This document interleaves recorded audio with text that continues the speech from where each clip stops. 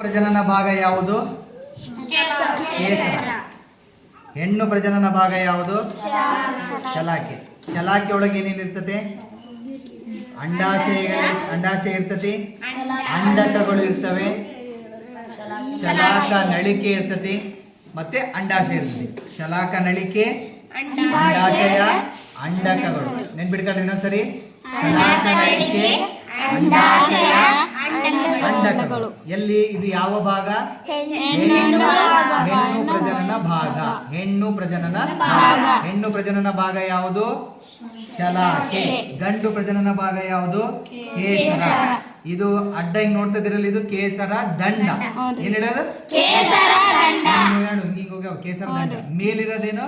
ಪರಾಗ ಕೋಶ. ನೋಡ್ರಿ, ಇದು ಒಂದೇ ಹೂವಲ್ಲಿ ಇರ್ತತಿ. ಆದ್ರೆ ಅದ್ರ ಮೇಲೆ ಇದು ಬೀಳಲ್ಲ, ಇದ್ರ ಮೇಲೆ ಅದು ಬೀಳಲ್ಲ. ಇದ್ರ ಮೇಲೆ ಇದು ಬೀಳಕ್ಕೆ ಏನ್ ಮಾಡ್ತಾರಪ್ಪ ಅಂದ್ರೆ ಗುಬ್ಬಿಗಳು.